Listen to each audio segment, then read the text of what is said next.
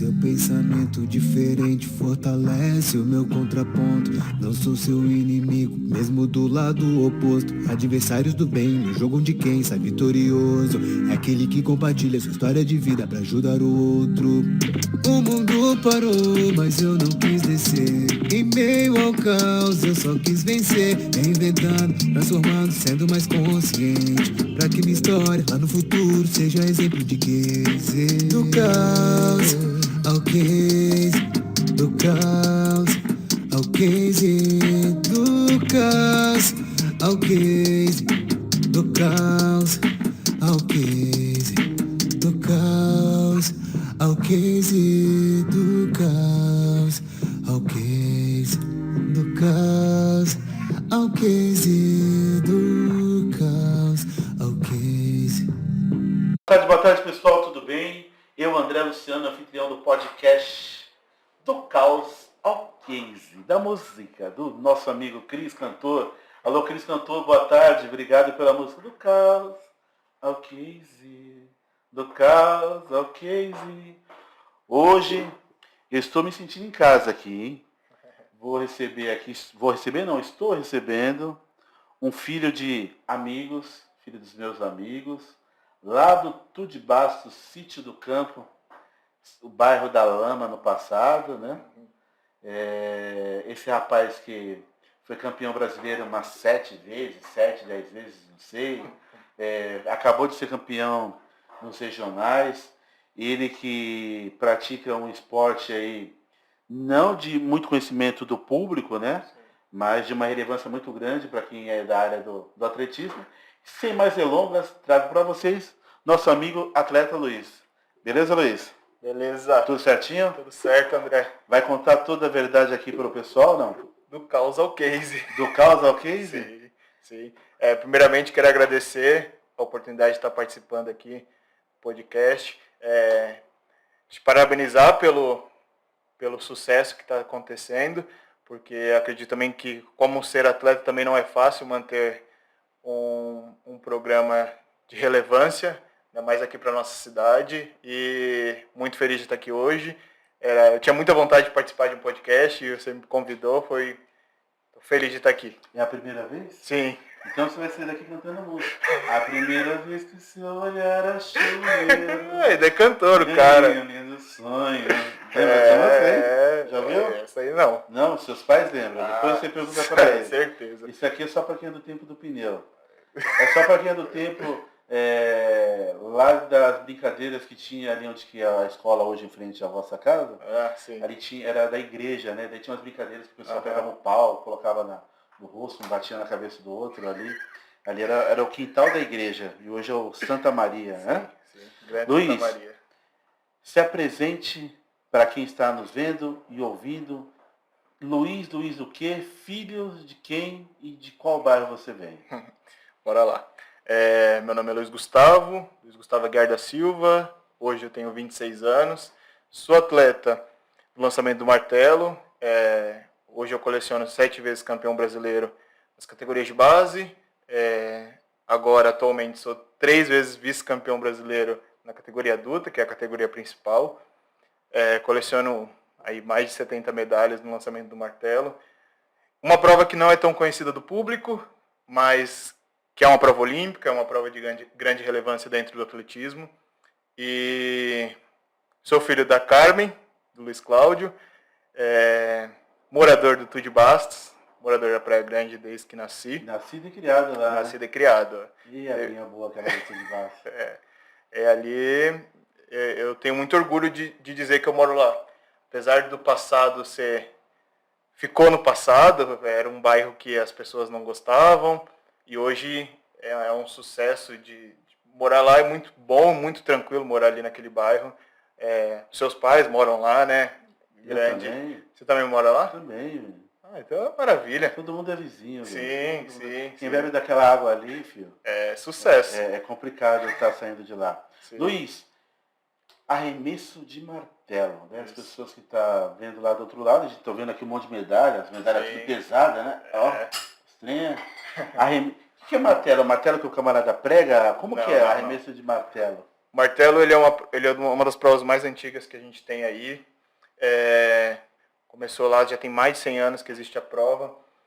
O martelo consiste em uma esfera, uma bola de ferro, que ela é ligada em um cabo de aço e tem uma manopla na ponta, que é onde você segura para fazer o lançamento. O nome da prova é lançamento do martelo. O peso do martelo pesa 7,260 kg e a prova consiste em você lançar o martelo o mais longe possível. Então ganha aquele que lançar o mais longe possível. E ela é realizada dentro de uma gaiola, por conta da proteção do público que está assistindo, e até mesmo dos próprios atletas e de quem está ali avaliando a prova. E é isso, ganha a prova quem lança o martelo mais longe. Tá, show. O martelo tem uma medida, né, 1,21 m, o máximo, e é isso. Tá, tô vendo aqui, você acabou de ganhar aqui os regionais, né? Sim. Jogos. Ouro, né? Isso. Medalha de ouro, mas depois você vai falar dos ganhos. Uhum. E os últimos 3 anos você foi... Vice-campeão brasileiro. O que ocorre? Você foi 7 anos campeão brasileiro e os últimos 3 vice. O que aconteceu dessa queda aí de não dar medalha de ouro? Tá namorando ou subiu a categoria? Eu tô namorando, sim, mas ela só me apoiou nesses resultados durante todos esses anos.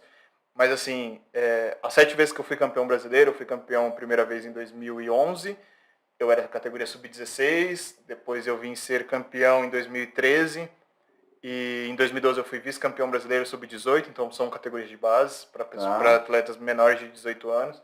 Depois eu fui campeão 3 vezes no sub-20 e 1 vez prata, que era até 20 anos, e depois eu fui mais algumas vezes campeão sub-23. E aí a gente entra na categoria adulta, que é a categoria principal.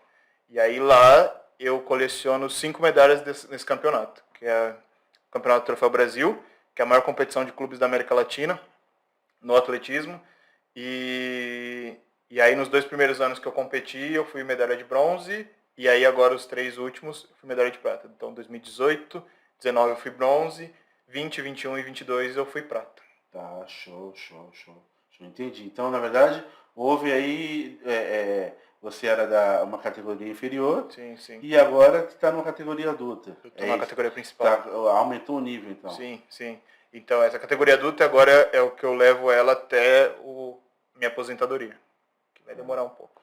E como que o Luiz se descobriu fazendo a prova de lançamento?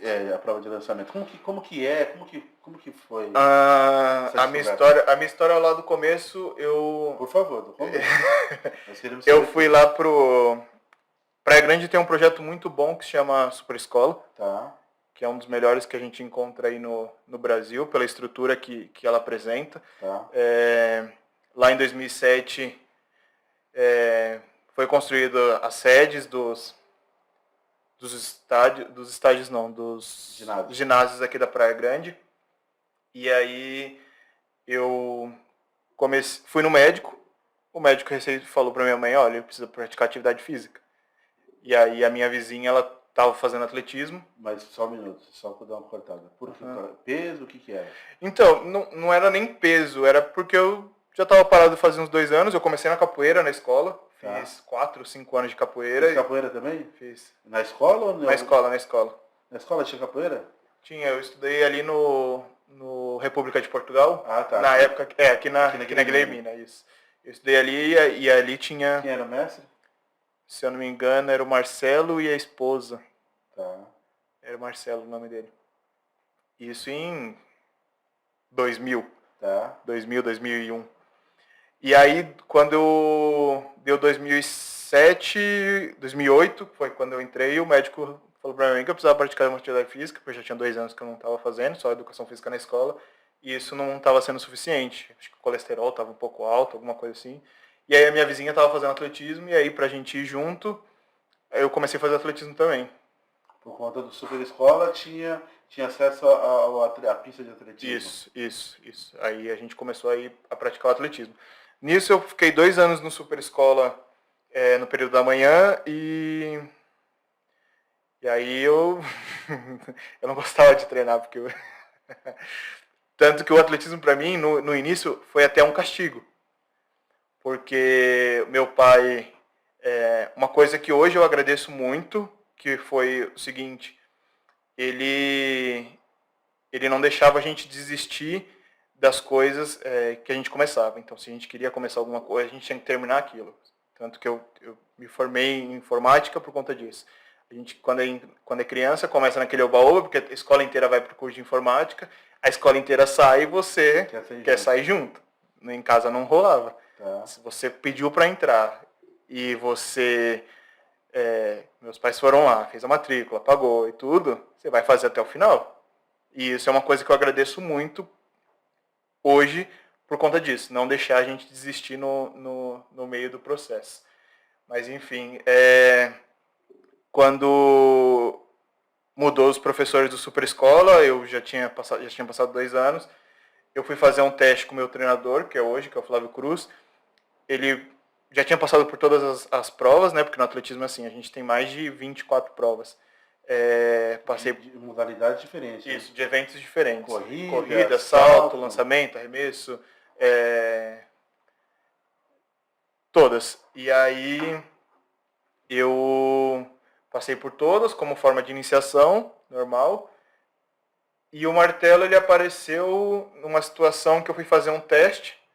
Lancei o martelo de 1 kg na época, longe. E aí meu treinador falou assim, opa, vamos fazer mais disso. E aí eu comecei a treinar mais disso. Mas no início, eu não tinha talento algum. Eu tinha algumas qualidades, mas eu não tinha talento algum para o esporte. Ele até brinca, não sei se ele vai estar assistindo, mas ele até brinca que eu só tinha joelho e cabeça. Eu era seco, magro, não tinha porte algum para aquela prova. E aí ele acreditou, a gente trabalhou muito. Foi condicionando e aí a gente virou atleta de lançamento do martelo. Porque tem biotipo específico para arremesso de martelo? Então você quebrou um paradigma? Explica para nós. Sim. Assim, os lançadores hoje na categoria principal, eles são mais altos. Os melhores do mundo hoje estão com 2 metros de altura. Isso influencia Isso influencia, mas não é determinante. A gente tem atletas mais baixos lançando tanto quanto.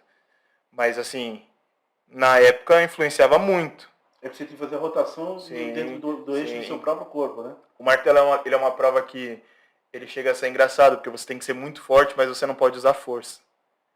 Então você não pode fazer força contra o martelo, porque se você faz contra o martelo, você encurta o raio, e aí se você encurta o raio do martelo, você lança ele mais perto.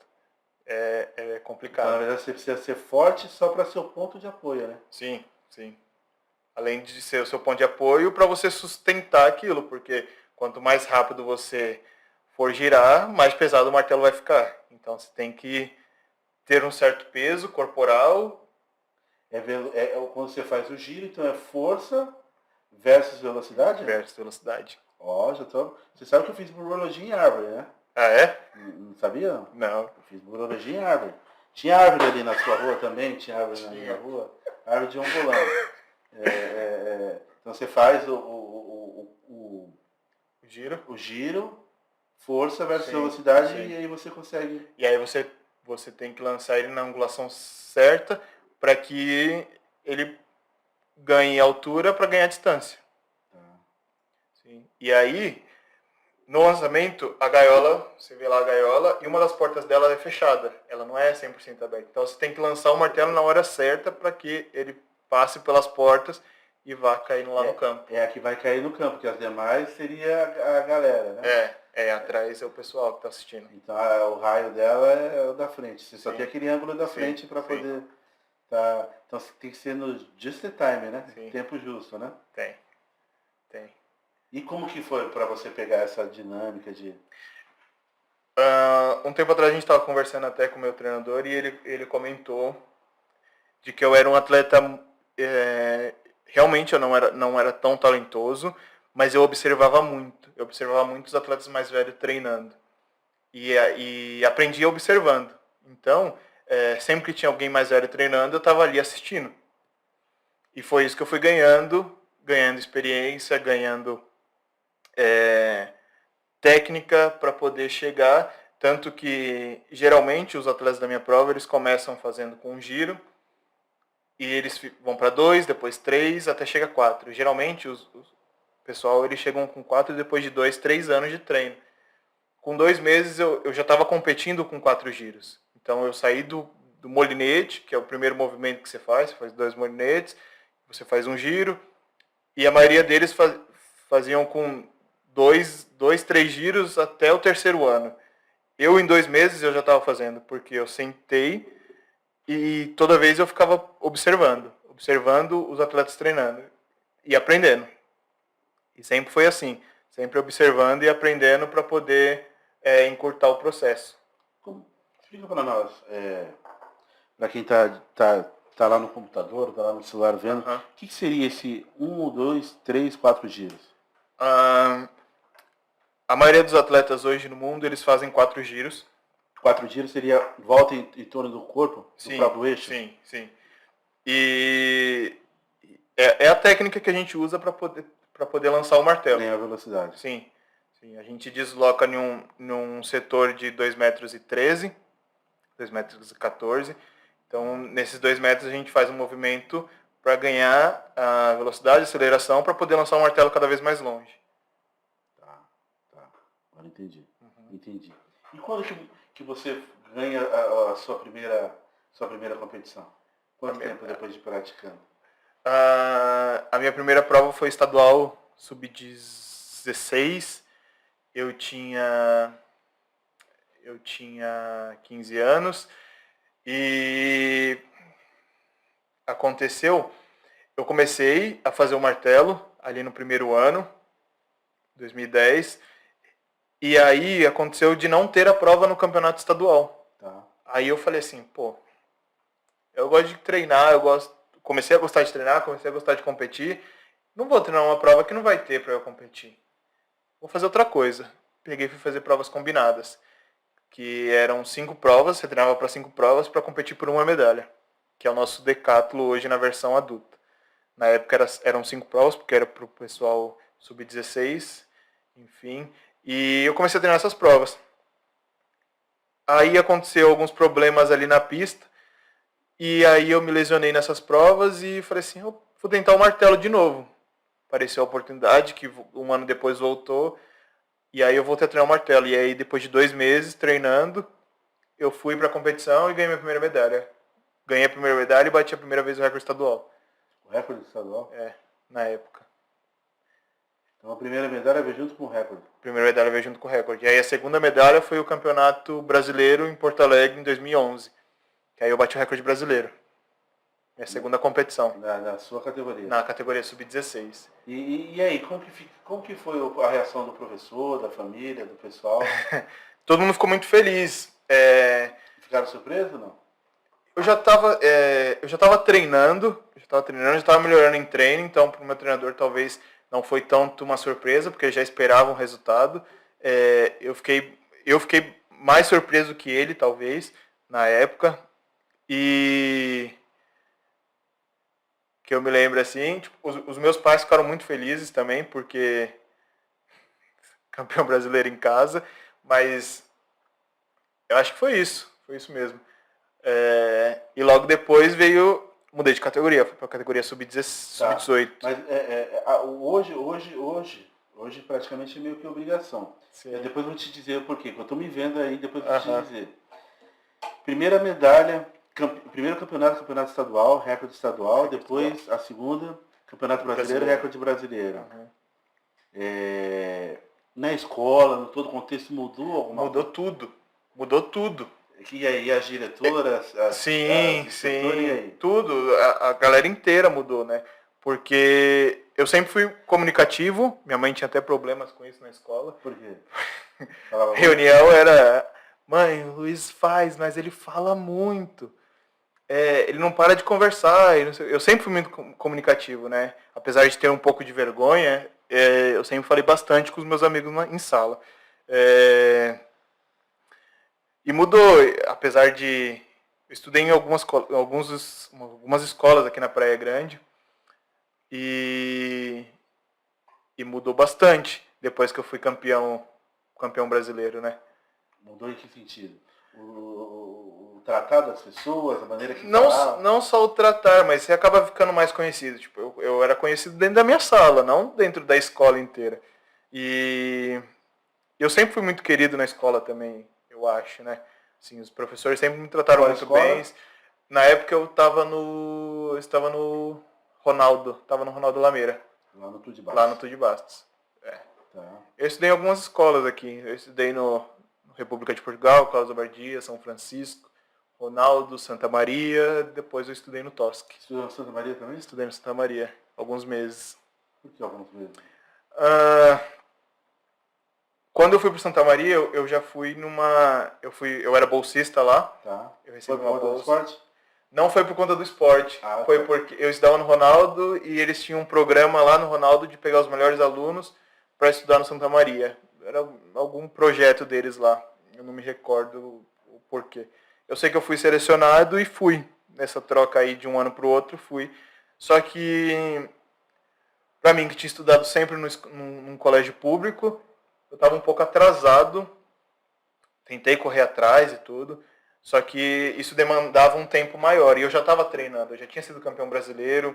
Já estava brigando. Tinha uma rotina fora da escola. Sim. E aí eu saí de uma escola que eu saía às 11 da manhã, 11h30 da manhã, para uma escola que eu tinha que sair às 1 da tarde e voltar às 2 para estudar de novo. E aí tinha o treino e aí pesou na balança. Se encaixou. É.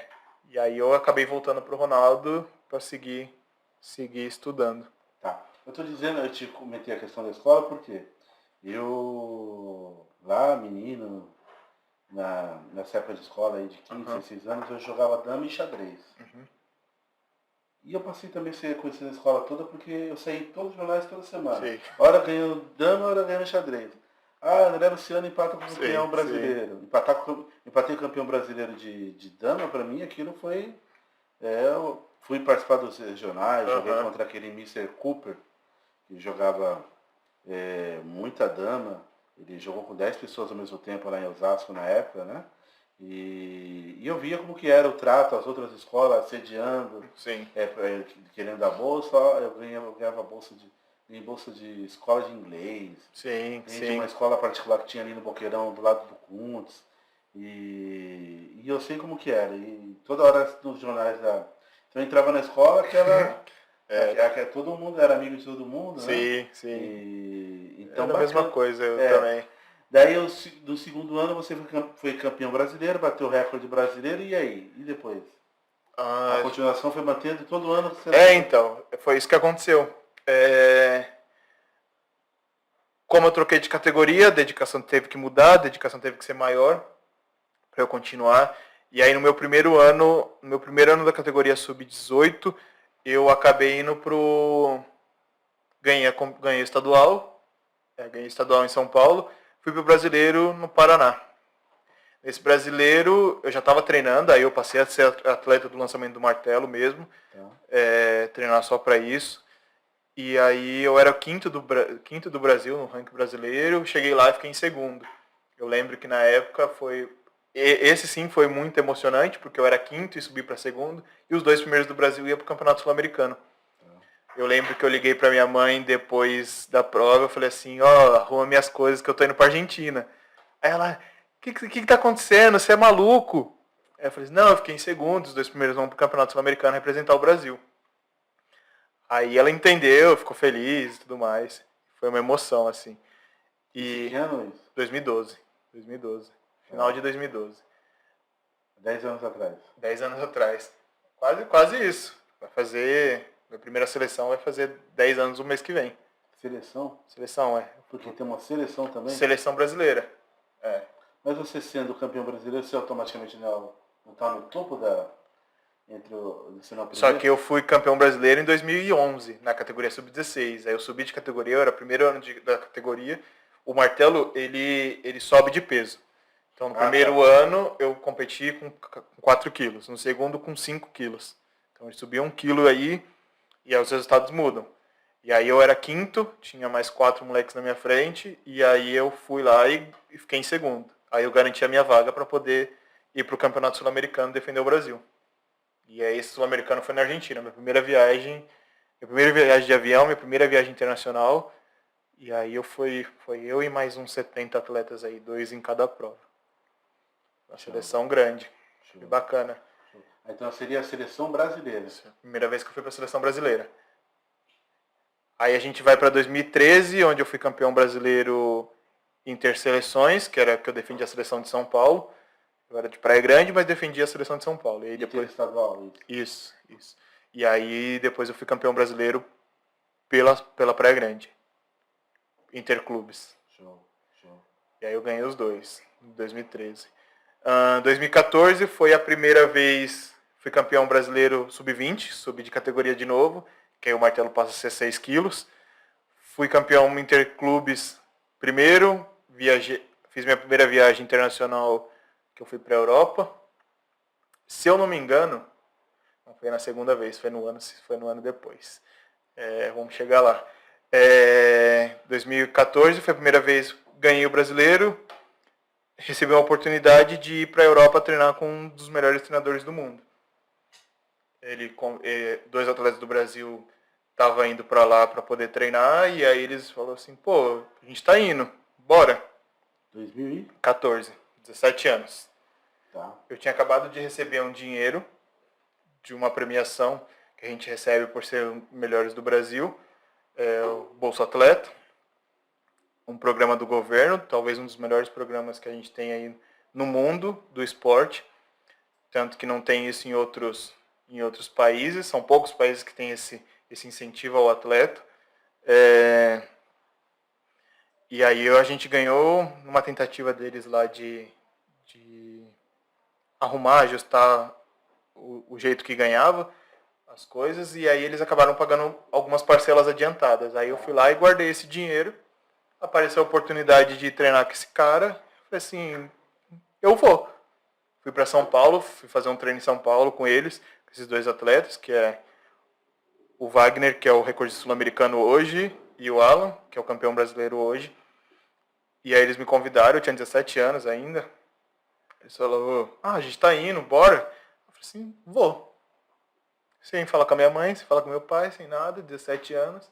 Cheguei em casa de São Paulo, falei assim, convidaram, falei que eu vou. Minha mãe ficou maluca. Doida. Para que lugar da Europa? Pra Eslovênia. Tá. Eslovênia. Aí a gente passei um mês, só que pra eu ir, tinha algumas condições. Eu só podia ir se fosse pra ir junto com eles. Tinha 17 anos. Pra alguém responder, né? Sim. Tinha 17 anos ali, minha mãe não queria que eu fosse. Sua mãe estuda, como que vai ficar? Tá.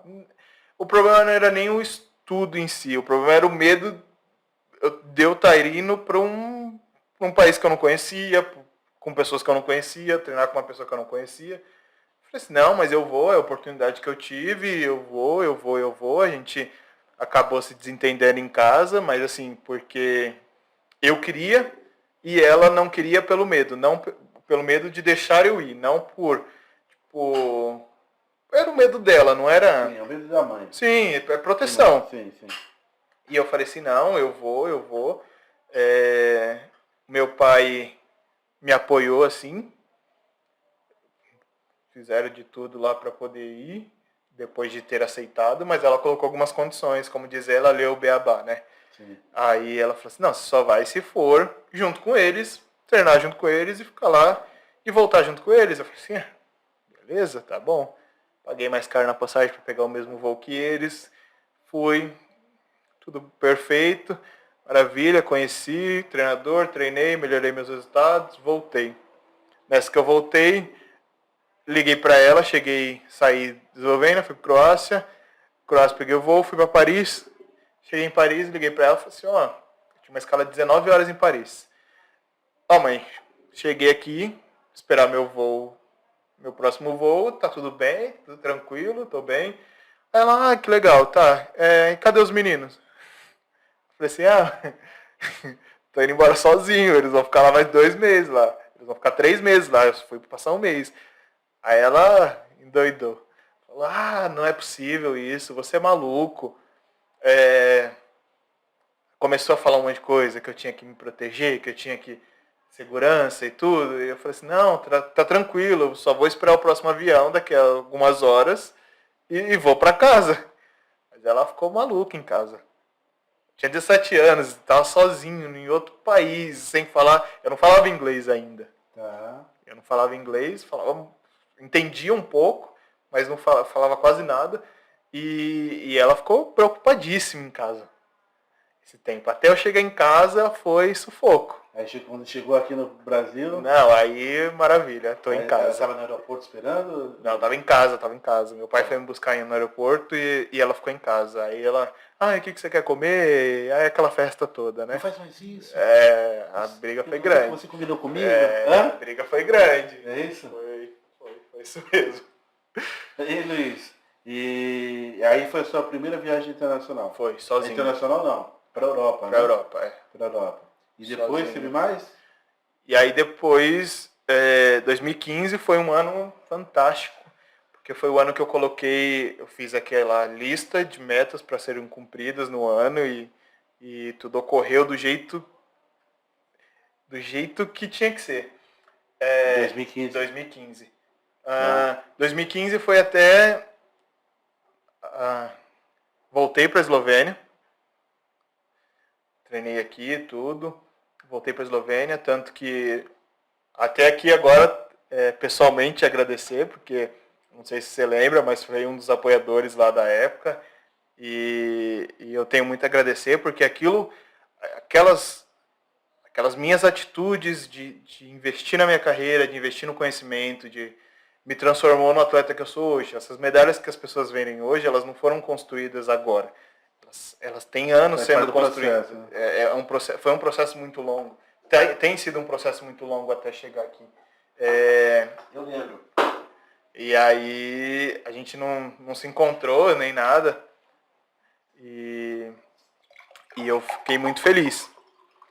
E a gente foi a segunda vez que eu fui para lá treinar com esse treinador, Vladimir Kevo, que é treinador campeão olímpico, foi campeão. Por que a Eslovênia? É o treinador que é bom ou é o país de referência?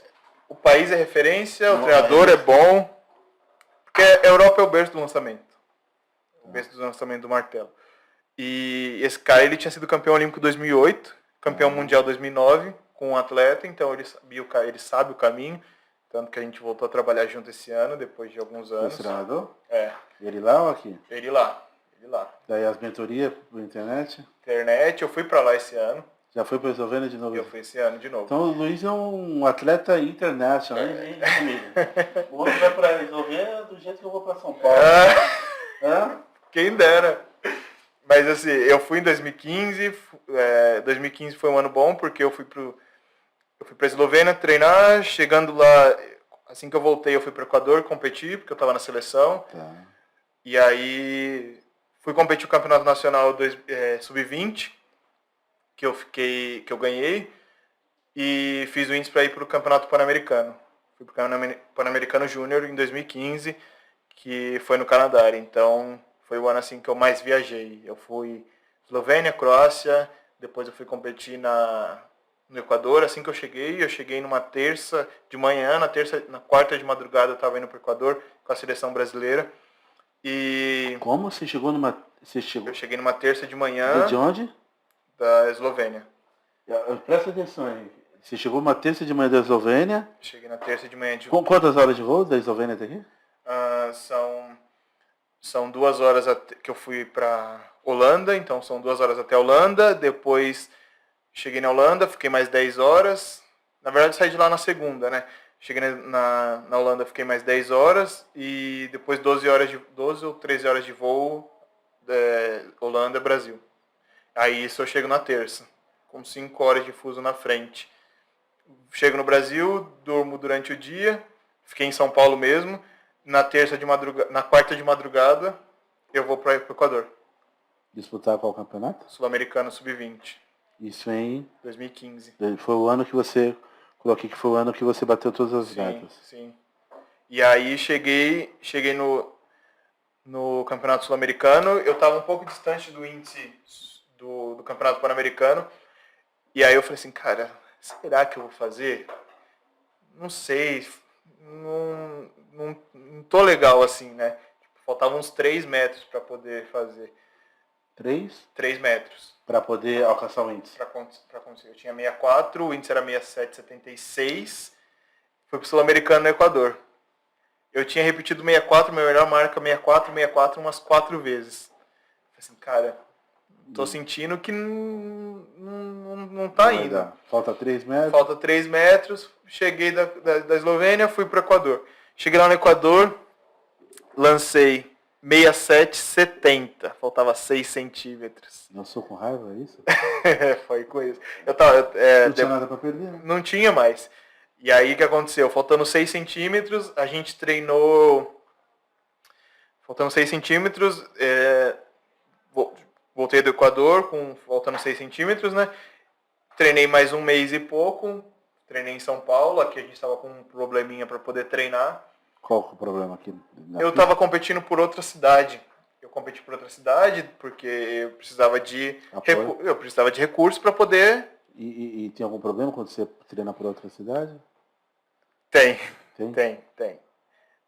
É burocracia e é o que acontece. São clubes diferentes. Mas aqui no caso eu entendo que o espaço não é de clube, o espaço é da municipalidade, né? Na época teve um problema, assim, né? Eu tinha um horário para treinar e tudo mais. Tinha limitação. Tinha. Mas enfim, deu tudo certo e isso que importa. Chegando, aí eu fiquei em São Paulo treinando com algumas limitações também, porque questões clubistas da época, não podia usar um espaço, eu tinha que me locomover para outro espaço lá em São Paulo, e eu passei um mês assim treinando desse jeito, faltando 6 centímetros para ir para o Pan-Americano no Canadá, e eu lembro que a minha última chance ia ser o campeonato nacional. E eu estava assim, um mês e meio treinando para essa competição. Eu lembro de ter feito... São 6 lançamentos na prova. Eu lembro de ter feito 4 e ter ficado muito perto, lançando 67,50, 67,30. E aí, no 5º lançamento, faltando 2 para acabar, eu falei assim... Parei e falei assim, olha Deus, não é mais comigo. Eu fiz tudo. O senhor viu aí que eu fiz tudo. E agora é com o senhor, porque não tem como. Foi aí que eu entrei para fazer o último lançamento. Fiz o índice, bati o recorde brasileiro, sub-20. E fiz o índice para o Pan-Americano. Bati o recorde brasileiro, bati o recorde da competição e fiz o índice para o Pan-Americano. 68,50. O índice era 67,76. E aí? Aí eu carimbei meu passaporte e fui pro Canadá. E aí foi quando eu fui para a América do Norte, né? Minha primeira vez lá. E fui lá, fui como 7º do ranking, cheguei lá no Pan-Americano, fiquei em 4º. Melhorando mais uma vez a minha marca, batendo mais uma vez o recorde brasileiro sub-20. O ambiente, né? Porque a gente é fruto do meio, sim. né? Aí você, como você falou, que você observa muito as outras pessoas. Sim. Aí você tá lá entre os 7. Você tá vendo os outros 6 lá. Bom, se só tinha quanto? 7, 8? Tinham 10. 10. O máximo que poderia acontecer você perder 3 posições. Sim. Você ganhou mais 3, né? Ganhei. Você tá vendo outras pessoas tendo contato. Sim. O que aqueles caras fazem? O clima também daquela prova ajudou bastante, né? Porque eram 10 atletas que estavam querendo muitas medalhas. Então, é uma competição maior. É uma competição pan-americana. É uma competição pan-americana. Então tem todas as Américas lá tentando medalhas. Isso ajudou bastante. E aí eu melhorei mais uma vez e bati o recorde brasileiro mais uma vez. Eu fui recordista brasileiro sub-16, sub-18 e sub-20. Eu tinha o recorde das 3 categorias. Luiz, vamos lá. Vamos tentar absorver daqui desse nosso bate-papo, deixar a sua história inspiradora, né? Eu até estou tentando aqui fazer leitura da sua personalidade, estou até me vendo. Dá para perceber que você é teimoso, que você sabe o que você quer. Sim. Não adianta, você quer uma coisa e você cismar que isso aqui é fogo, isso é fogo. Mas você falou 2015, até anotei, que você Foi o ano que você bateu todas as suas metas. Sim. Como que é a vida do atleta? Ele traça, faz o plano, master plano do ano e vai seguir? Ah, eu tenho que acordar X horário, eu tenho que dormir nesse horário, alimentação aqui, eu tenho que diminuir o índice de gordura aqui, aumentar a massa magra aqui, Sim, tal, ingerir isso, ingerir aquilo. Para poder, e isso interfere nessas metas? Fala aí como que é. Muito, muito. Isso interfere diretamente. Como que é? Fala aí pra nós. No seu caso, do atleta do quem arremessa o martelo, que na verdade o martelo, na minha cabeça é complicado absorver, que é uma bola que vai no meio e se chama de martelo, né?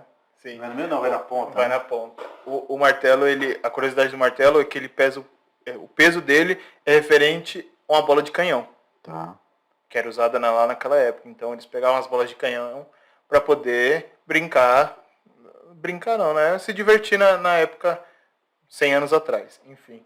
Mas assim, essa sua questão aí, ela é muito importante até de eu poder falar, para as pessoas entenderem como que funciona. Minuto, é Globo Repórter primeiro?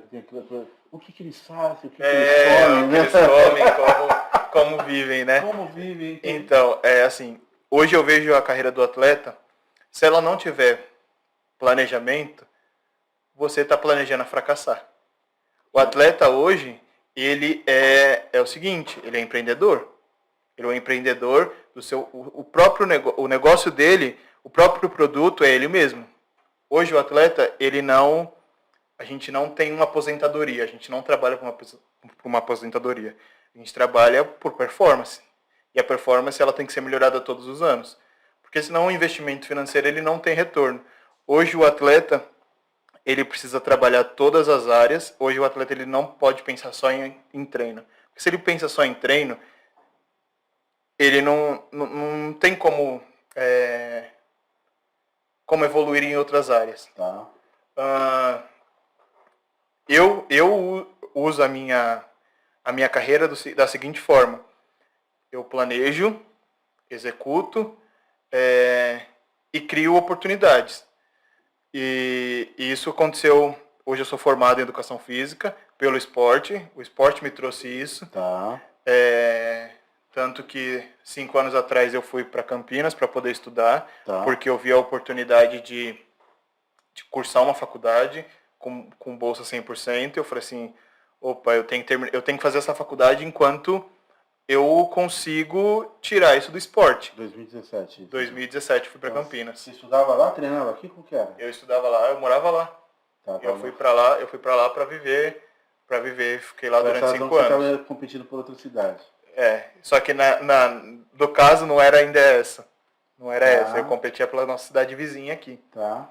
E aí por isso, talvez o embate maior, né? Porque como são vizinhas, como eu vou competir por uma cidade vizinha, sendo que eu moro e vivo aqui, e aí era mais complicado. Porque a concorrência é mais direta, né? Tá.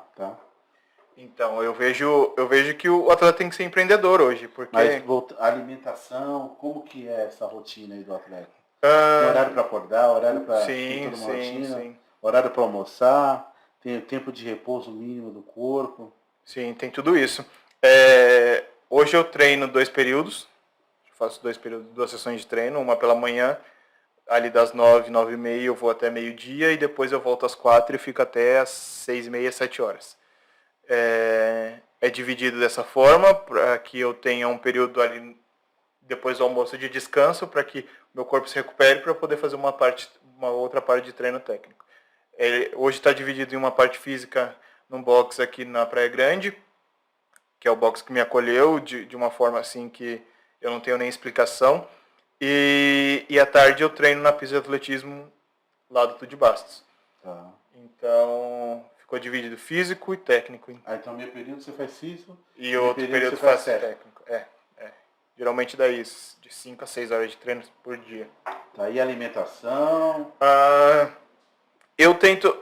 Em casa a gente sempre teve uma alimentação bem equilibrada, assim, né? Minha mãe sempre planejou e fez tudo de mais saudável que tem.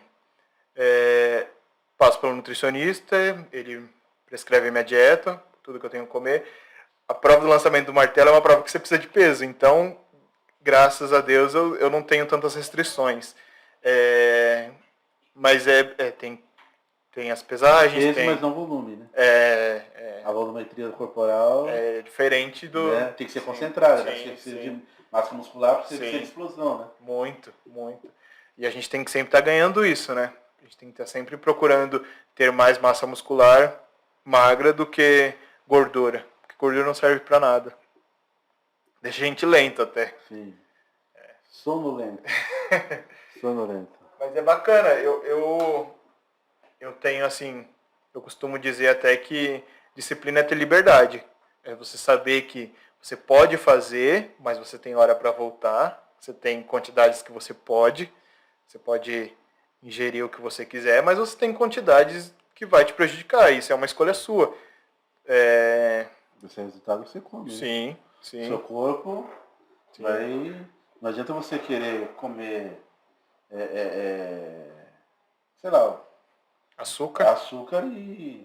achar que isso é um bom alimento, que não é. Que vai virar músculo, né? Não tem como. Nem reserva de energia vai ser. Nada. Nem reserva de energia. Eu tenho uma história boa, assim, com... Boa não, né? Foi péssima pra mim. Com açúcar, que foi um ano que eu fui pra uma competição e eu comi tudo de açúcar que tinha no resort. E, cara, hoje talvez eu seja um pouco traumatizado com açúcar. A gente, em casa até... Eu percebi que ele pediu um café aqui sem nada, né? Então. Eu tenho um pouquinho de trauma com açúcar por conta disso. Eu comi tudo que tinha de açúcar no resort. Eu comia, tipo, um prato da refeição normal. Eu comia de sobremesa. Isso numa competição. E o conselho que eu posso dar é que não façam isso, porque açúcar não faz bem pra nada. E eu fiquei lento.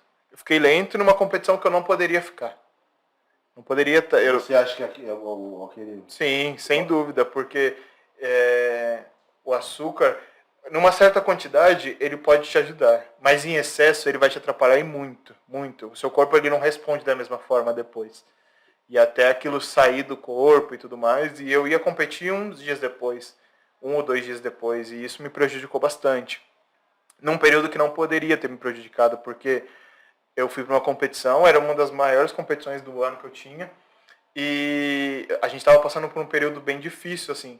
Eu estava morando em outra cidade, estava morando sozinho, e era um período onde a gente não estava recebendo, não tinha aporte financeiro nenhum, eu tinha uma ajuda de custo, se não me engano, de R$150, e essa competição ela pagava uma premiação.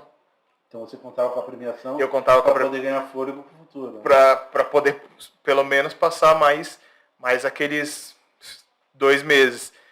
E foi um período difícil porque não cabia desistência ali naquele período. Porque era o período que eu estava na faculdade, era o período que eu sabia que se eu aguentasse mais um tempo as coisas iam melhorar. Então... foi um período bem complicado da vida do atleta, da minha vida, assim, de outros atletas também. A gente estava todos juntos, morando numa república lá. E foi difícil. Você falou um negócio aí, Gustavo. Luiz Gustavo. Falaram Gustavo puro.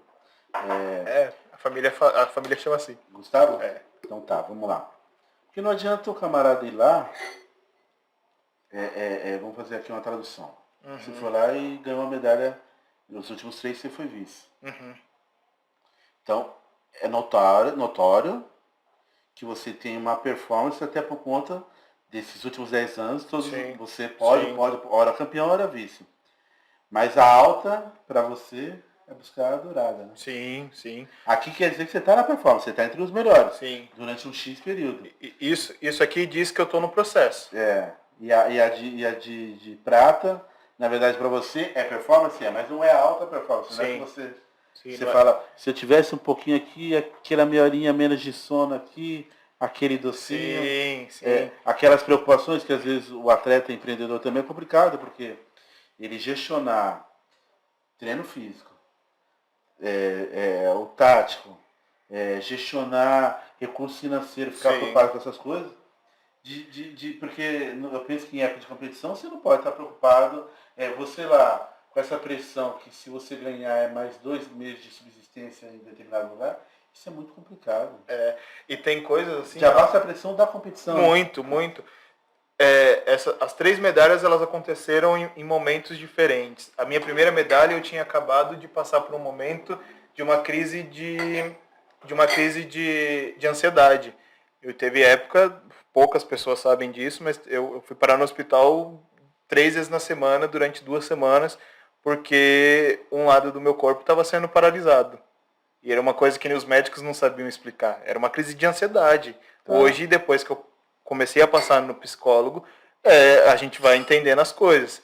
A segunda medalha de prata, um dia antes, a minha tia faleceu. Um dia antes. A mãe do Binho?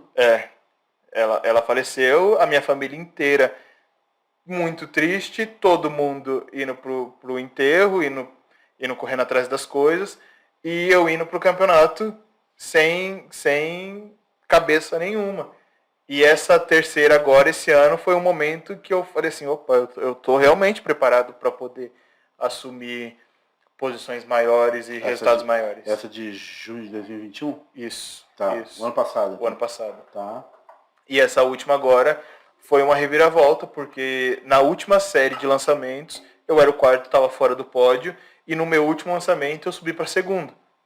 Então, isso me mostrou que, sim, eu estou pronto para assumir posições maiores e resultados melhores. Foram três campeonatos nacionais assim de diferentes posições de cabeça e de corpo que eu me julgo assim, eu falo assim, cara, você é fogo, porque é complicado. E são histórias de superação, assim, né? Porque o último agora talvez foi assim, cara, você pode. Você vai conseguir chegar onde você quiser. Eu estava numa posição que eu era quarto. Eu era quarto colocado. Essa temporada foi a que eu mais investi em termos de finanças, em termos de tempo, planejamento, tudo. Eu investi tudo que eu tinha para poder fazer essa temporada. Tanto que hoje eu sou quarto melhor resultado do lançamento do martelo do Brasil. Da história inteira. O quarto melhor resultado? Do Brasil. Da história toda? Da história toda. Você só está começando, né? Sim.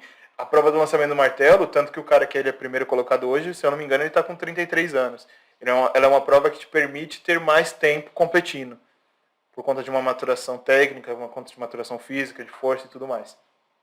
Então eu tenho alguns anos a mais ainda para competir e conquistar tudo que eu planejar aí. Então vamos lá. Daí o atleta de alta performance aqui, o Luiz. Como que é a rotina do atleta de alta performance de arremesso de martelo? Como que é? Que horário que acorda? Você falou que vai treinar no primeiro treino 9h30. Por que 9h30 e não às 7, 8 horas? Vamos lá. Eu acordo às 7. Tá. Eu acordo às 7 todos os dias. Vou lá, preparo o meu café, que já está prescrito.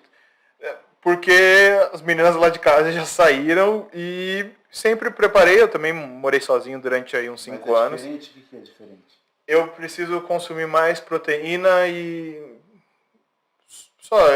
e elas também não estão em casa para tomar café comigo. Então cada um tem seu horário, cada um tem... Tá, então o café da manhã do Luiz, o que é? Proteína, então seria ovos? Isso, eu como ovos todos os dias, aí eu como Quantos ovos da manhã? 3 a 4. Tá. E aí eu como ovo, queijo, tapioca, hoje eu não estou ingerindo mais pão, tapioca, café preto, uma fruta, granola, um cafezinho servido. Tá. Para não ficar com fome até meio-dia. Em Camille, a Camille tá fazendo isso aí. Uhum. E meu amigo Fernando Cauê leva esse meu comentário lá pro Joel J. Trazer o J Nutri aqui pro nosso amigo, para café da manhã, tomar um J Nutri de manhã e as demais vitaminas. Um atleta de alta performance aí, ó. Medalha aí para tudo dos últimos anos, atleta de arremesso de martelo. Tá ouvindo, Cauê? Joel J. Quero ver, hein? Daí você faz a ingestão lá dos ovos, ali pelas 7 horas, 3 ovos, queijo, Parece meus cafés. Eu também tinha um café parecido. Na verdade, eu almoçava de manhã. Eu ia jogar bola com o seu tio, Cubinho, com Peninha. Eu comia carne para ir jogar bola. Daí você faz a digestão, daí... E aí eu vou pro treino físico. Vai pro treino físico. Vai andando até o... Não, aí eu vou de bike até o box lá, 109. Pessoal, Box? um abraço. Ah, tá. Box é de... Box de crossfit. Tá. Ah, então você tá indo pro treino físico para ganhar condicionamento. Sim, é assim, quando eu procurei eles, eu estava morando em Campinas ainda, e eu precisava de um local aqui em Praia Grande para poder fazer minha parte física de levantamento, de pegar peso, porque faz parte do meu treino. Sim. E aí eles Repetição, né? Sim, aí eles abriram as portas para mim lá, e aí a gente está nessa parceria aí já tem 5 anos. Tá. Sim, e aí o pessoal lá me dá maior apoio, um abraço aí pessoal que tá, pessoal do 109. Tem que dar moral. Box 109. Sim, Pode marcar aí, sim. tá, Camille?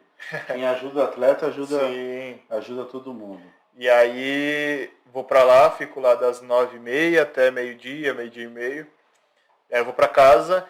O meu almoço, ele já tá praticamente pronto, porque minha mãe acaba preparando a janta. Tá. E aí a gente faz as nossas marmitas lá para poder ficar mais prático durante o dia, né? E aí às 4 da tarde eu vou pra pista para poder fazer o treino técnico. Mas o seu almoço consiste em quê? Tem indicação, proteína? Tem. Tá tudo prescritinho lá, né? E aí eu como arroz, feijão, proteína, frango, carne. Aí sempre tem salada, legumes e a suplementação, né? Que aí a gente tá prescrito lá tudo certinho. Ah, também você trabalha com suplementação? Trabalho. Suplementação, no caso, seria artificial. Sim. São aqueles produtos whey, creatina e tudo mais. Também tá tudo prescrito pelo nutricionista Cachito. Ah, é? Isso, esse suplemento, no caso, é para potencializar? Sim. O suplemento, na verdade, ele é para potencializar e para poder ajudar na recuperação e tudo mais. Tá. Para poder nutrir aquilo que a gente não consegue comer em grandes quantidades. Proteína em grandes quantidades. Para preparar o corpo para poder absorver mais facilidade a alimentação natural. Sim. Né? E para suprir também e adicionar e acrescentar na alimentação. E como quando o Luiz está em outros países? Ele consegue manter essa rotina de gestão diária da... Consegue porque como eu morei sozinho, eu tive que aprender a fazer tudo. Eu tive que aprender a cozinhar. Na verdade, eu já sabia cozinhar porque eu comecei a viajar muito cedo. Tanto que quando eu estava viajando, eu postei lá, eu falei assim, galera, vocês que estão planejando ser atleta e que querem viajar, aprende a cozinhar. Porque comer lá fora é caro. Então, se você vai no mercado, compra suas coisinhas e prepara, fica mais em conta. É um passatempo. Eu gosto de cozinhar também. A minha mãe me ensinou muito bem. Cozinha muito bem também.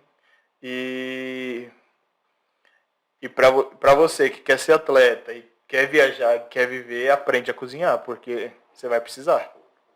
E eu me viro muito bem. Eu morei sozinho 5 anos aí e foi tranquilo. Assim, nessa parte, né? Tá. E Luiz, você falou que o atleta, ele mudou muito, que ele precisa fazer atividade, tal, e precisa ser empreendedor. Explique isso melhor para nós. O atleta hoje, graças às redes sociais aí, ele tem uma possibilidade de mostrar o seu dia a dia e monetizar aquilo? E monetizar aquilo. Não pelas redes, e sim por quem está sendo impactado, é isso? Sim. Eu costumo dizer que eu sou até um conector, porque quando você é um atleta e você abre e expõe a sua vida, tudo nas redes e tudo mais, você acaba conhecendo muitas pessoas e hoje eu tenho alguns parceiros e tudo, e através de indicações, então tem um nutricionista que é uma parceria minha, e eu tenho algum amigo que está precisando de nutricionista que me pergunta, e Todo aí... Todo mundo precisa de nutricionista. Você é fisioterapeuta. Sim, uma parceria com o fisioterapeuta, grande Lucas também, um abraço. Se você está com uma... Sim, é uma ponte entre mim, ele e uma outra pessoa que está precisando de um serviço, até mesmo se tiver algum amigo aí precisando comprar um imóvel, meu amigo André. Ó, já teve até mexer aí comigo, vai ficar caro aí. E o atleta ele tem que aprender a se comunicar, porque hoje é isso, tudo é comunicação e hoje ficou muito mais fácil. Eu tenho o privilégio de ter a facilidade hoje de conversar com as pessoas, de conversar com o meio de comunicação. A gente tem as redes da prefeitura, a gente tem a rede da tribuna, que ajuda a gente bastante. Quando a gente vai lá, ganha uma competição, vai lá, faz uma matéria que fica bacana. E quem que cobre lá o atletismo lá? é o Léo, não lembro o sobrenome dele, eu sei que é Léo. Não é o Fontes não, né? Não, é o Zanatti. Aí, Antônio Marcos. Antônio Marcos. Tem o Thiago também, que já fez matéria, eu vi o podcast dele. Antônio Marcos, o Thiago Santana Silva, se eu não me engano. Tem o Pedro também, que sempre me atende. Então, a gente tem que se comunicar, porque as pessoas têm que saber desses resultados. Você tem que fazer o papel não tem assessoria de imprensa, não né? Tem. Então você tem que estar lapidado para poder... Sim, você tem que estar pronto. E investir em comunicação também é importante. Você aprender a se comunicar bem, falar com as pessoas. Apesar de ser um pouco tímido, eu aprendi que faz parte do meu trabalho conversar com as pessoas. Então... Mas a gente é tímido quando não está na sua zona de conforto. Sim. É que nem você. De repente, se você fosse sentar aqui comigo para a gente falar de pagode, mas você está na sua zona de conforto, você domina um assunto. O uniforme da seleção, e vocês podem vender espaço para empresas no uniforme? Não é da seleção não? Da seleção não. Mas no de treino podem. Sim. Entendi. Inclusive tem espaço aí para poder alugar para quem tiver disposto a... Daí se um empresário quiser colocar lá a marca dele, entre em contato contigo. Isso. Tá, Quem quiser. Daqui a pouco a gente vai deixar os telefones. Sim. Então, tá vendo aí? Tem o intraempreendedorismo também. Sim. Cara, deixa eu falar uma coisa para você, Luiz. Quem vê de fora, pra você ver que vocês... Não só... Eu acho que até o jogador de futebol hoje, a maioria das modalidades, mudou muito o atleta. Mudou. Porque antigamente o camarada era jogador de futebol, jogador de vôlei, arremessador de martelo. Hoje não, ele é atleta profissional. Sim. E o atleta profissional é vários predicados. Tem que ter o predicado ali do que ele está fazendo e tem que ter esse predicado aqui da interação, da parte social, que é perceptível que você, além de dominar o que você faz, você promove e coloca com muita didática. Tem aí uma linha de tempo bem desenhada, tudo dentro de uma timeline aí, fácil de estar entendendo. Então, é profissional da área, um atleta profissional. Sim, não é aquele camarada que subia lá, fazia parte dele, só jogava bola e não acabava se relacionando bem com a imprensa. Bacana, eu penso que seu pai e sua mãe deve ter muito orgulho de você, porque você, independentemente do que você for encarar, se for ser treinador, se for vir militar aqui na área empresarial, sei lá fazendo o quê, porque o atleta ele tem uma cabeça diferente. Tem. Eu, quando jogava dama e xadrez, eu não era jogador de dama e xadrez, eu era atleta de dama e xadrez. Sim. Eu me preparava para aquilo, eu estudava as jogadas. Eu penso que até algumas coisas eu trouxe de lá para cá, que eu planejava, que eu toquei também. Sua avó, seus tios sofreram ali. Eu tinha um estúdio bem no fundo da casa de vocês ali. Sim. E eu planejava, tudo tinha mania de planejar, como que ia ser. Sim, eu fico... A minha cabeça não para quando vou descer do avião, quem vai pegar, né? Sim, minha cabeça não para. Eu tô constantemente planejando alguma coisa, eu tô desenhando alguma coisa. Inclusive, tô desenhando um projeto aí para que seja mais acessível o jeito de patrocinar, de apoiar um atleta, inclusive a minha carreira como atleta e tudo mais. A gente está desenhando isso e eu espero que saia ainda esse ano, porque Já comecei a desenhar a temporada do ano que vem. A temporada desse ano ainda não acabou. Eu tenho mais uma competição daqui a 10 dias. Eu tenho outra daqui a 15 dias, se eu não me engano. Ainda não Uma saiu daqui a a 10 data. e outra daqui a 15? Isso. 10 e depois 5 dias tem outra. Que é os Jogos Abertos, interior. E eu já comecei a desenhar a próxima temporada. Eu ainda vou ter 1 ou 2 semanas de férias aí. Mas já estou pensando e correndo atrás, porque não é fácil. Não vai ser fácil. É uma temporada um pouco mais decisiva, porque os Jogos Olímpicos estão chegando. Na prova do lançamento do martelo vão 32 atletas. Esse ano a gente fechou, ali na época que teve o Campeonato Mundial, a gente fechou entre os 80 do mundo. E só vai 32. E só vai 32. Então 2023 é uma data decisiva.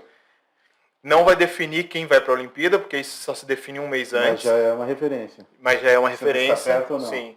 Porque eu estava até comentando hoje, falando assim, cara, não tem como você querer apostar num atleta 1 mês antes da Olimpíada, sendo que o processo dele começou há 4 anos atrás.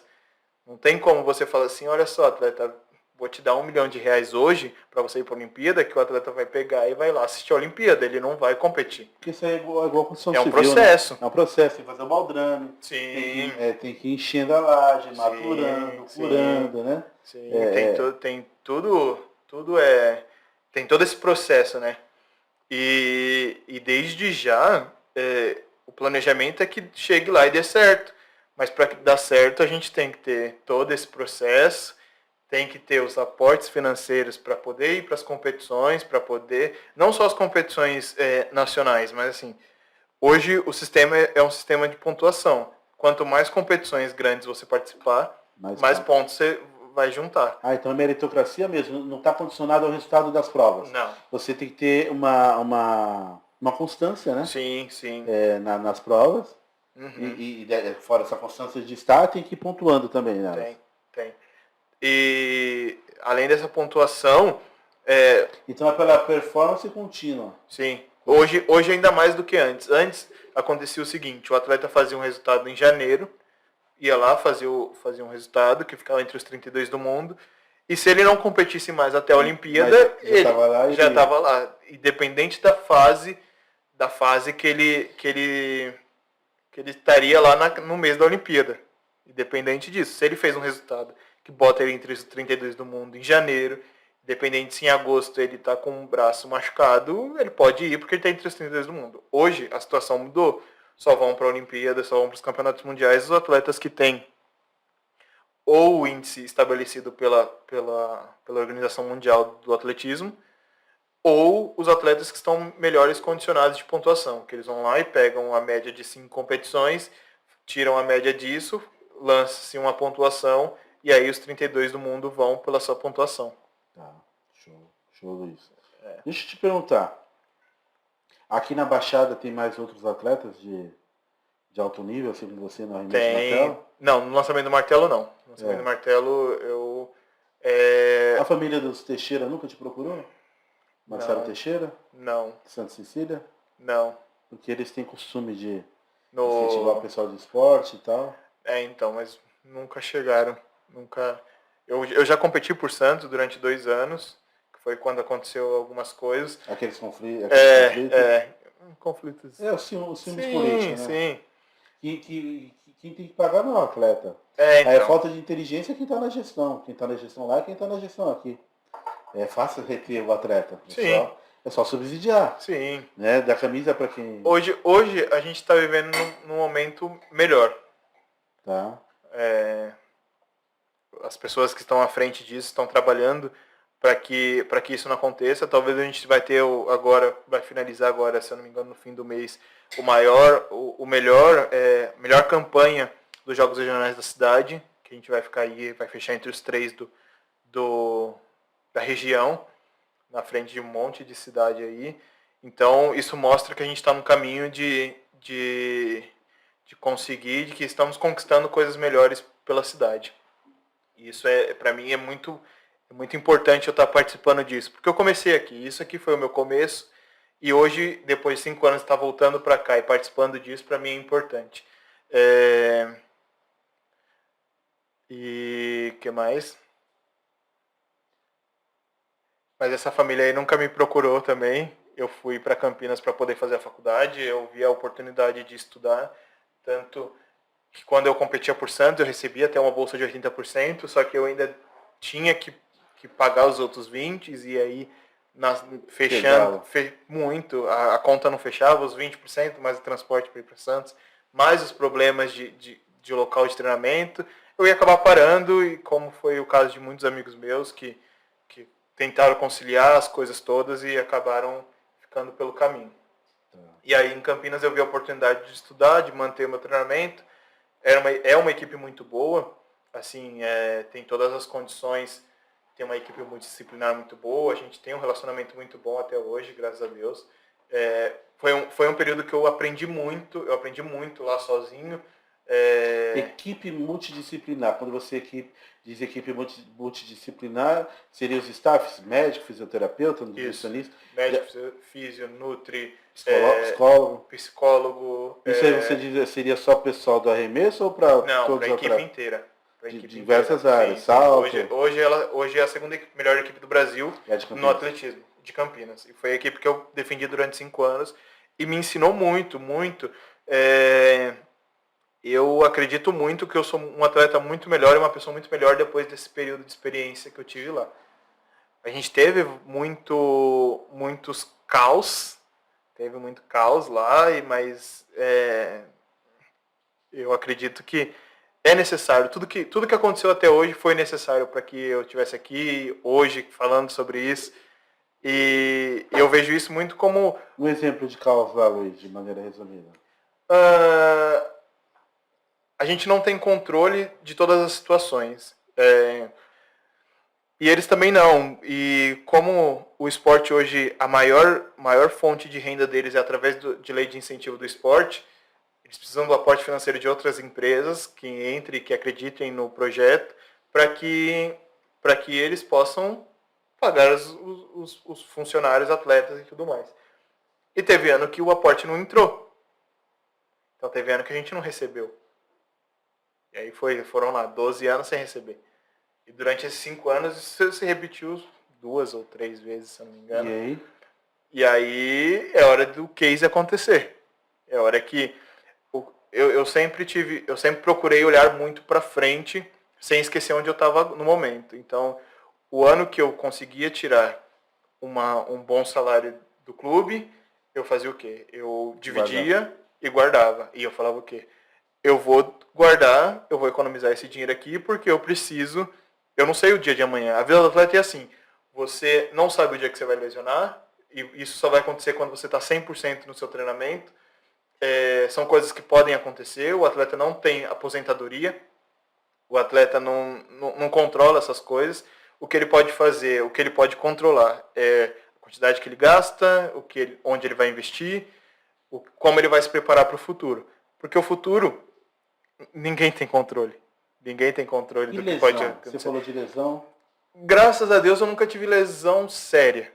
Tive lesão simples, assim, né? Que se resolvia em, no máximo, 3, 4 sessões de fisioterapia, e aí a gente... Que é tendão?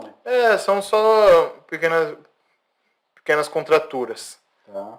Graças a Deus eu nunca tive uma grande lesão. A contratura vem por quê? O alongamento não...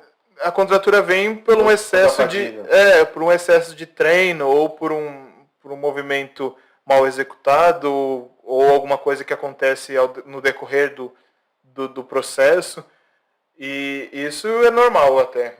O atleta ele já está mais condicionado até para recuperar. Isso só acontece quando você está treinando muito tempo, 100%, e aí isso acaba acontecendo. E quando isso acontece, como você está 100%, é muito mais rápido para recuperar e voltar. Então é um tempo que seu corpo pede para descansar e você não escuta, e aí você paga um pouquinho, e nessa que você paga um pouquinho, você vai acabar fazendo um descanso forçado, e quando você volta melhor. Tá. Show. Luiz, bacana esse podcast contigo, porque eu penso que o esporte, ele te preparou para várias coisas. Você está preparado, você tem uma desenvoltura de narrativa, de raciocínio lógico, e eu fico orgulhoso não só por ser da minha cidade, mas por ser do bairro onde eu nasci, criei, e por ser filhos de amigos nossos, do Cláudio e da Aninha, por ser neto de quem por ser sobrinho do Binho, da turma toda, a gente fica lisonjeado, cara, lisonjeado. Deixa eu te perguntar, te perguntei de história de caos, na verdade a gente tem que fazer uns 2, 3 podcasts aí com você e com a turma aí do esporte. Sim. Eu recebi aqui umas 2, 3 semanas atrás o Hulk aqui também. Hulk, grande amigo meu também. Então o podcast aqui do Caos Ok está de portas abertas aqui para poder receber outros atletas aí, porque eu sei como que é a vida. Eu, fora ser jogador de dama e xadrez, que não tem mídia nenhuma, eu no passado quis ainda tocar, né? Então eu sei como que é você querer viver alguma coisa que você sonha com aquilo, né? O sonho é só seu. O pessoal que quiser patrocinar o Luiz, como que faz? O pessoal pode entrar em contato comigo direto. Qual que é o telefone? 13 981 981 40 40 6343. 6343. Vamos repetir, Luiz? 13 981 40 6343. Ou pelo direct do Instagram. O Instagram do Luiz, como que é? LG Martelo. Vamos lá. LG Martelo. Isso. Martelo de bater no martelo. prego. Isso. LG Martelo, só? Só. E Facebook, essas coisas? Luiz Gustavo Aguiar da Silva. YouTube ainda não. Ainda não? Não. Poxa, mas tem que deixar esses conteúdos. Como sim, que faz pra arremessar e... Cara, 67 metros. 69 metros. 69 metros. Uma bola de quantos 7 quilos. 7 quilos 260. É distância, hein? Sim. Será que eu consigo arremessar 30 centímetros dessa bola? Não, certeza. Hã? Certeza. 30 consegue porque é do tamanho da... Não, o martelo tem 1,20 m. Então 1,20 é quase garantido, né? Se soltar ele pra frente, ele vai. Não, mas uns 20 metros dá pra você lançar. Você sabe que ali onde vocês treinam ali hoje, ali eu, seu pai, a turma que nasceu e criou ali no Tude, tem uma história que ali era o campo do Corinthians. Tinha te falado isso? Sim. Que ali era uma lama danada ali, tinha os festivais final de semana, tinha um tiroteio lá. Umas 2 vezes, umas 3 vezes meu pai teve que colocar na viatura e a cavalaria. Sim. A nossa rota aqui era a cavalaria, que acho que o batalhão era aqui na Guilhermina. E daí quando tinha os tiroteios, para poder esconder, meu pai ia lá atrás da viatura, pedia pro polícia abrir a parte de trás, me colocava dentro da viatura e eu ficava ali esperando o tiroteio passar, que tinha os festivais, vinha time de tudo contra lá, era um barato ali. Tinha um pé de João Bolão lá, tinha uma quadra no fundo, morava lá o Wagner, lá que acho que o Wagner está na Secretaria de Cultura, o Wellington, morava ali no fundo, Eduardo, aquela turma toda, e a gente tem uma história bacana com aquele. Eu imagino tanto de história. A minha mãe era uma das melhores amigas da sua irmã. Sim. E ela sempre falava de quando vocês jogavam vôlei lá na rua de casa e tudo mais. Sim. Ali era o caminho para nós ir pro Boqueirão, tinha uma moita ali, um monte, tinha que passar por ali. É uma lama só aquilo ali. Hoje aquilo ali tá maravilhoso, rapaz. Sim. Apesar de já ter bastante movimento, porque quando implanta lá o Colégio Santa Maria, aí o pessoal da primeira zona era obrigado a ir para lá, né? Mas era um zigue-zague que os carros tinham que fazer ali naquela avenida principal. E bacana, tá vendo? O bairro melhorou, as pessoas melhoram. O campinho virou lá uma pista de atletismo. Uma pista de atletismo com... Sim, é a única da região. Então Praia Grande é referência. Sim, então. no esporte com certeza. Daí quando você vai por aí afora, fala que é da Praia Grande, o pessoal, da praia, tal, Neymar, né? Santos. Santos, sim. Mas hoje as pessoas conhecem mais a Praia Grande e respeitam a mais como cidade do que antes. Sim. A gente evoluiu bastante. Eu tenho muito orgulho de falar que eu moro em Praia Grande.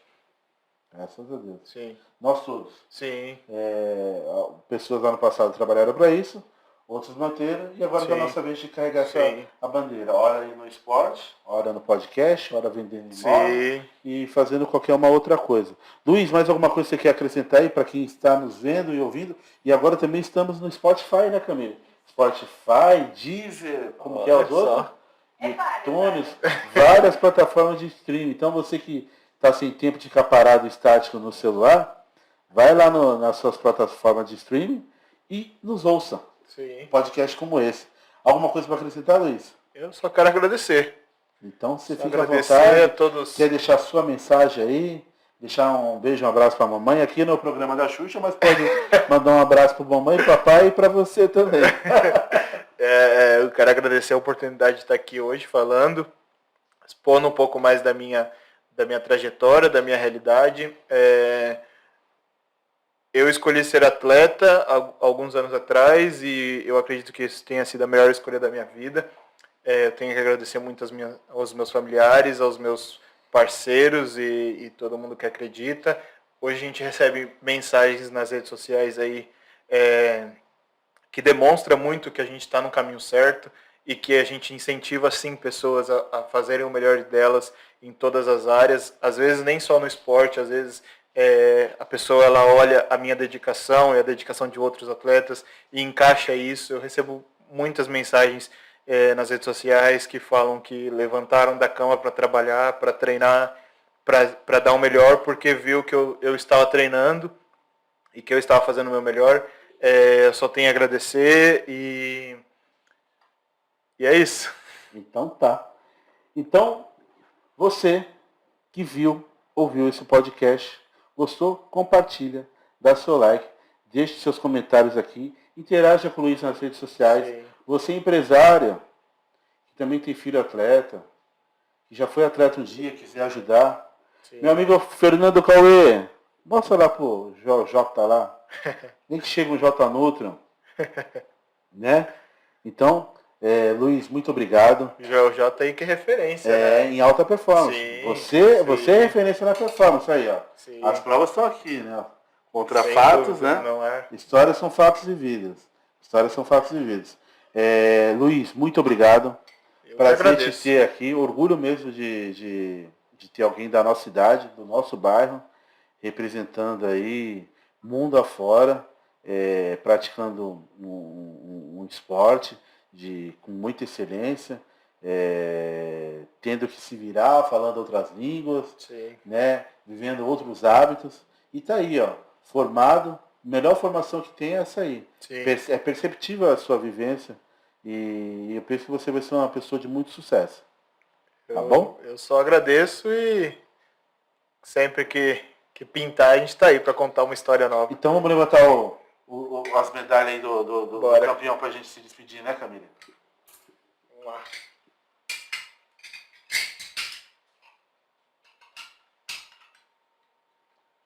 Então, podcast do Caos ao Case agradece o nosso campeão brasileiro, Luiz Gustavo. Do caos ao case, do caos ao case, do caos ao case, do caos ao case.